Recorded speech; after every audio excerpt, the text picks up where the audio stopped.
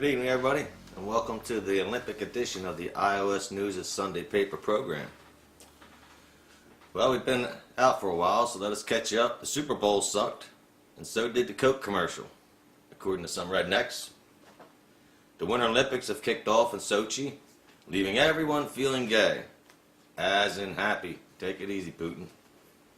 Obama gives his State of the Union, better known as Obama Scare. Yes.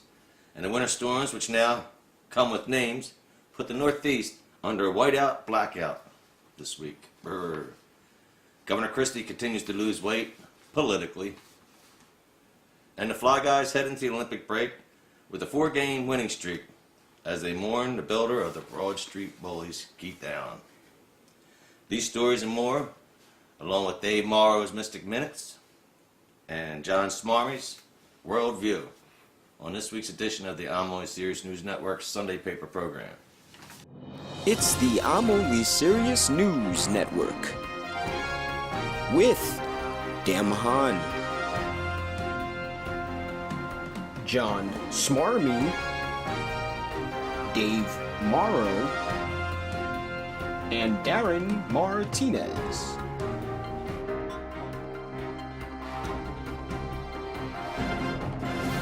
In national news, President Obama delivered his State of the Union speech, or as the Republicans are calling it, Obama Scare, and told the Congress, America does not stand still, and neither will I. So wherever and whenever I can take steps without legislation, that's what I'm going to do. Well, cracker please me, Mr. President, but you've just completed year 5. Where you been for 4 fucking years? So stop throwing rocks, sir, if you live in a glass house, as they say. But of course, you don't live in a glass house. You live in a house with its own army, so throw all the rocks you want. Cracker, please. But the Republicans have now stoked up the Obamacare health scare again with the release of the Congressional Budget Office report stating that some people will quit their jobs for better coverage without one. So what they're basically saying is struggling families that need to have both parents working, one of which supplies only the insurance, health coverage, and the daycare coverage, can now have that one parent stay home and raise their own kids? Is this the big scare? And having that extra money, by the way, to spend on the economy, where are we going? They ought to. But speaking of Republicans, the murder trial of Michael Dunn got underway. Yeah, he's that white racist who just shot up the carload of black teenagers down there in Florida. Cracker, please, where else? In fact, Florida, folks, is adding a new welcome sign on their I-95 entrance to the state. And it will feature a lifelike fiery cross next to the blazing sun and the orange. Yeah, you go, guys. Speaking of killers, in Missouri, a woman was convicted of manslaughter for the death of another woman she just injected with silicone in her ass cheeks to make them bigger. The judge in a non-jury trial convicted her for not trying marriage first, because you want a big ass, get married. I'm only serious. In Oklahoma, a 16-year-old girl fell 3,000 feet when her parachute failed to open. Oh, and survived. When asked if the fall hurt, she stated no, but that landing really put a breaking on her. The fall was okay. It was the landing. Also in national news, winter storms across the Northeast United States have caused hundreds of thousands to be without electricity during a polar vortex weather pattern, nonetheless. Winter Storm Ursula was followed by Ice Storm Isaac, which was followed by Nights of the Living Dead blackout here in the Northeast area. You see, even in nature, white and black struggle to get along. Cracker, please. They do. But in some world news, the 2014 Winter Olympics got underway with nary a hitch. In the opening ceremonies, the use of lasers and circus acts created one of the best opening ceremonies in recent memory. And since we here at iOS News use medicinal marijuana, recent memory, it goes back as far as the new year. So, there you go. The same can't be said, though, for the Olympic hotels, folks, that have not been completed. In defending the preparation and exaggeration of the conditions, a Russian minister in charge of the Olympics stated that people were actually culpable for some of the mishaps by leaving their sing-song in the bathroom, the tubs running. They could tell this because of the videos they watched. Yeah, the videos. Watch what you're doing. And we're worried about the NSA? Cracker, please. And it appears that in Russia, all dogs do go to heaven. At least the ones that hung out around the Olympic villages are. And meanwhile, Muscovites are complaining that people are taking all the squirrels from the parks. Yeah, the Russians think they're taking them home for pets, so they're beefing up the police security. Yeah, they're taking them home for pets, all right, just like Granny did with the Beverly Hillbillies. Cracker, please. And the Taliban, folks, have captured one of our own. A colonel, according to the tallies. A video has surfaced of our four-legged colonel, a Belgian Malinois breed, as he was on a tight leash. They held him on a tight leash, yeah. Yeah, he seemed to be in good spirits, though, as his tail was wagging, even though they were screaming, God, Allah is great, and down with the USA.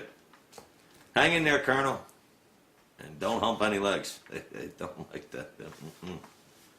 But more with the world news, his own view of things, our very own John Smarmy. Smarmy, what's up? Thanks, Dan. Hey, I'll bring you up to speed. What's going on in the world, folks? John Smarmy here. A naked man was arrested for attacking a victim. You gotta have a lot of balls to do that, especially when they're out. Who does that? CVS, the #2 nation's drugstore, would discontinue selling tobacco products. Well, that's why they're #2. If you're #2, shouldn't you sell everything? Sell guns, sell tobacco, sell it all. Be like Walmart. Be #1, baby. Sanitation worker did his job so well that a resident tipped him $20, which led the sanitation worker to be fired. Why do you even tip a sanitation worker? I understand this whole tipping thing. Yeah, you tip people. Why should I tip this waiter for bringing a plate of food to me? I don't. That's right. Smarmy doesn't tip that well. And I don't get tipped for doing this. So you don't see me complaining. I just do what I do. That's right. Cool. Former McRuff crime dog actor arrested in prison. If you don't know who Scruff McRuff is, folks, he's a crime-fighting dog who goes in a trench coat and flashes his red rocket around to prevent people to break. I never said that as a kid. Why is this dog in a trench coat? Why is he naked? Why am I aroused? Does that mean I am a bisexual, dog-loving child? That cartoon's never been there. Bad memories. And finally, Michael Jackson estate targeted by IRS. Imagine all the little boy sperm in that house. Enough to impregnate a little girl daycare center. Well, folks, I have said too much. When you say too much, you get in trouble. It's enough trouble here. I'm going to swing it back over to Dad. What else is on the show, Dad? Well, I'll tell you, Smarmy, what's up. In the local news, a New Jersey state trooper who serves on Governor Christie's security detail, nonetheless, was arrested and charged for shoplifting over here in Pennsylvania at a Cabela store right above Reading. He was caught stealing $267 worth of ammo, gun clips, and other gear.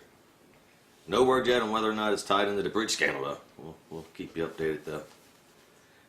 And bad heroin, folks, is being distributed in the Pittsburgh area, resulting in over 22 overdose deaths so far. Attorney General Kathy Kane is afraid that dealers will rebrand the toxic batch due to the media attention. Well, let me tell you something. Heroin dealers don't watch the media, you dumbass. Nor do they read the paper. So settle down, you silly savage. In Philadelphia, several purse snatchings have resulted in deaths in the past few weeks.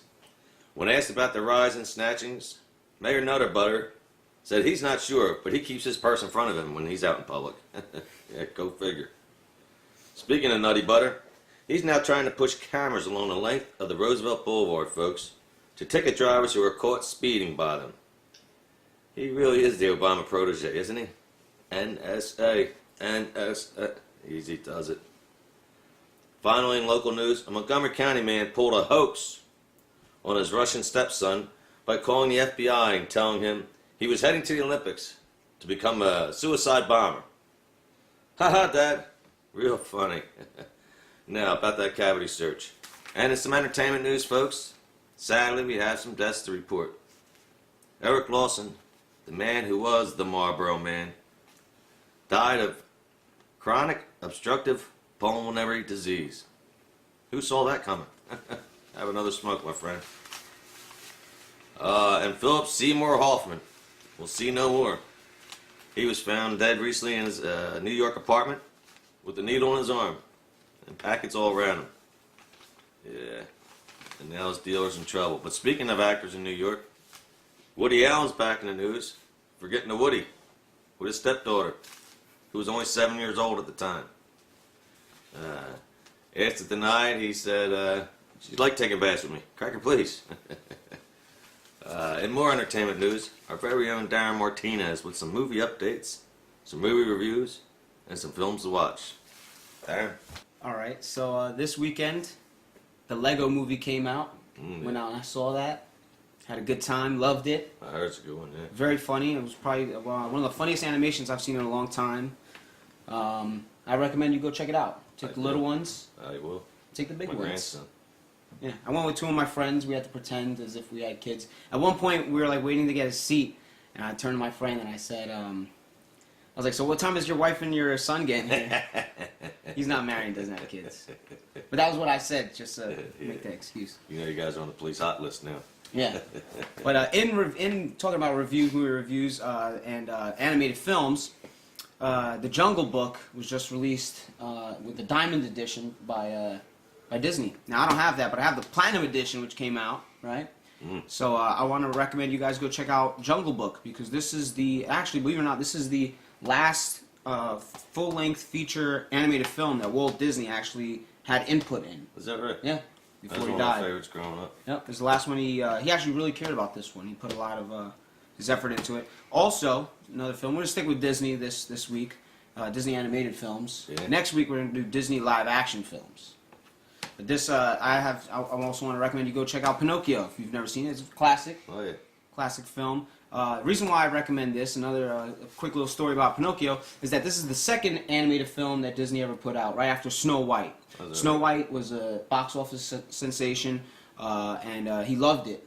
Pinocchio, although critically people said the animation was like at the next level, like beyond Snow White, it didn't do so well, and that's when Walt Disney started to go towards being broke in debt with Is that right? studios. Yeah.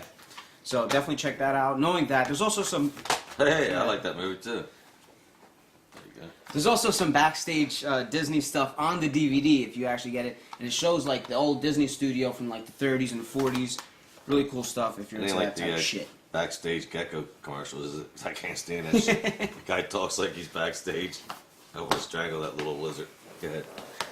Lastly, the third film I want to recommend you guys check out, sticking with the Disney theme, Cinderella. Because even though Pinocchio was the first film to kind of set them off towards owing the banks, Cinderella was the first film to kind of save them and get them some money. Wow. Yeah, and they went through a couple films where even though they're popular and fans love them, a lot of these films, failed. Yeah. They didn't make them that much money. But so that's it. Some Disney films, go check out, and the Lego Movie, go check that out. The week before that, I saw I, Frankenstein. Don't check that out. It was terrible. Yeah. Don't even wait for home video. I don't know. Wow. Yeah. Was it like a horror type? It was just don't watch it. That was the type of film. Anyway, that's it. Back to you, Dan. All right. Thanks, Darren. And in sports, folks, the Super Bowl turned into a Super Bore again as the Seattle Seahawks slammed down the Denver Broncos like a late-night munchie attack. The Legion of Boom, as they're called, made Peyton Manning look more like his brother Eli did all season long, in holding Denver to one fourth-quarter TD.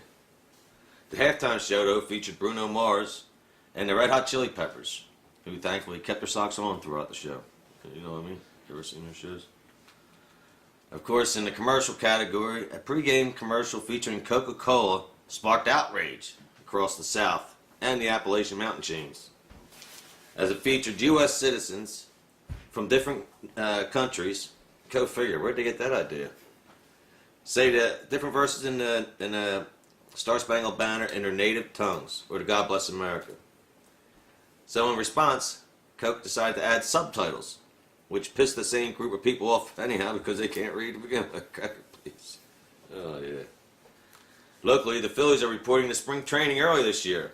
The reason being is that most of them are so old they already live there year-round. You know what I mean? They've retired already.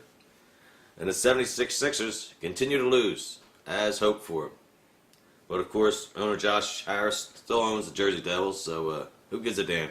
Yeah. The Flyers, on the other hand, are off for the Olympic break after ending this streak with a 4-game winning streak. They also lost their beloved Keith Allen, who was the first general manager to build the Flyers up, coached them, and then became the general manager and built the famed Broad Street Bullies. He was 90 years old. But back to the Flyers, the young captain Claude Giroux has put his pouting to playing, as he was snubbed twice, folks, for a spot in the Canadian Olympic team, which only benefits us anyhow. But speaking of the Olympics, the U.S. is fielding the largest Winter Olympic team in history, with 233 athletes attending. And in a final Olympic note, an Italian IOC member criticized the U.S. for including openly gay athletes in its official delegation for the Sochi Olympics. Mr. Pescanti stated, "It's absurd that a country like that has to send for lesbians, just because they haven't established the gay rights." Well, let me tell you something, Mr. Not So Super Mario. On behalf of my country, I'd like to say, fuck you. Yeah. That's why your country was a Heil Hitler during World War II, by the way, you hump. Well, enough of my anger with the Italians and the Russians with the Olympics. Moving along, we got a real Olympic trial for you here, the Mental Olympics, and our very own Dave Morrow. Dave. Yes, hello and welcome to the Mystic Minute. I am your host, Dave Morrow, Dave Ron Morrow, investigative paranormal journal. What's my job? That's about it. Something like that. Paranormal investigator, Yes. unpublished author. I hope you folks appreciate my colleague Dan's wardrobe change. I took him to some of my favorite shamanic stylish clothing chains. We picked out an outfit for him. I think it's working pretty well for him. It's a shamokin. Shamokin? Well, you said shamokin. Shamokin, make you shamokin. You're putting words in my mouth. I hate when that happens. Speaking of words and mouths, there's recently been a public defamation lawsuit issued in the cryptozoological community. Apparently the Yeti seeking to file a lawsuit against Bigfoot for use of likeness. But due to the recent increase in snowstorms this current season we have here. To quote the Yeti himself, "I've been in this game longer than that bitch N-word Sasquatch, and I'm not going to stand for it." And then he actually ripped my source's arm off. Man, you should have sold that So, comic. Unfortunately, I wasn't able to translate the rest. The Yeti speak their own sort of Tibetan offshoot language. So only a few people in the world speak it, including my dearly departed Sherpa. But I wear his hat in memory of him and his work. Back to you, Dan. Thanks, Dave, Ron, and whoever else is in the head of this. Cracker, please.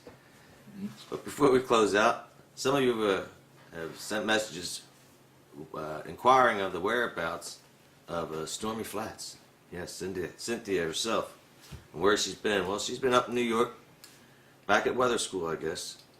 And it's a real shame because with this polar vortex and my beams, you might have seen something. You know what I'm saying? Cracker, Hey, please. Dan, I like to drink hot chocolate Sounds during like, the winter. sounds like Mark Lipa. My mother, she Or was a hot ghost. chocolate. She was actually a Swiss Miss. Well, as you can see, folks, there's a lot of spiritual things going on around here. It must be the polar vortex. Well, that's about it for tonight. So to the Swiss Misses, to Darren and the Entertainment Report, to Dave Morrow and Ron, to Smarmy, and for myself, thanks for watching another edition of the I'm Only Serious News, a Sunday paper program. Go USA!